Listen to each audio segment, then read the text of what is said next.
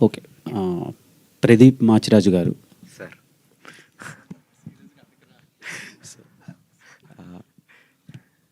ప్రీవియస్‌గా మీ ఫిలిం చాలా మీరు పబ్లిక్‌లో కలిపి చూసారు 'సుదర్శన్‌లో'.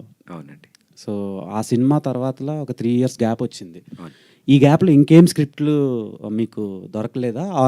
లేదంటే మీరే కావాలని రిజెక్ట్ చేసారా?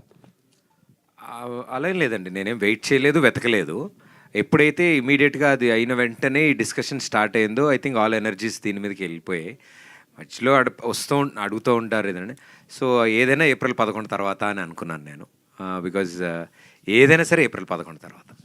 అంటే స్మాల్ స్క్రీన్‌లో చూసిన ఆడియన్స్ అందరూ బిగ్ స్క్రీన్‌కి టికెట్ కొనుక్కొని రారు. ఎందుకంటే ఒక డిష్ చార్జ్ ఒక ₹150 ఉంటే ఇక్కడ ఒక టికెట్ చార్జే ₹150 ఉంటది. When compare to small. ఆ 150తో అందరూ ఫ్యామిలీ అంతా చూస్తారు. అండ్ వాళ్ళంతా మిమ్మల్ని బాగా చూసి ఎంటర్‌టైన్ అవుతారు. స్ట్రెస్‌ని రిలీఫ్ చేసుకుంటారు. అదే రేంజ్‌లో బిగ్ స్క్రీన్‌లో గూడా మీరు ఎంటర్‌టైన్‌మెంట్ ఇవ్వబోతున్నారా?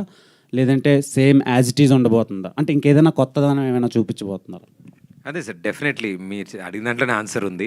సో, వాళ్ళని ఎంటర్టైన్ చేయడానికి వాళ్ళ టికెట్ వర్త్ ఫ్యామిలీతో వచ్చి సమ్మర్ హాలిడేస్‌లో వన్ ఆఫ్ ది ఔటింగ్ కింద మా సినిమా.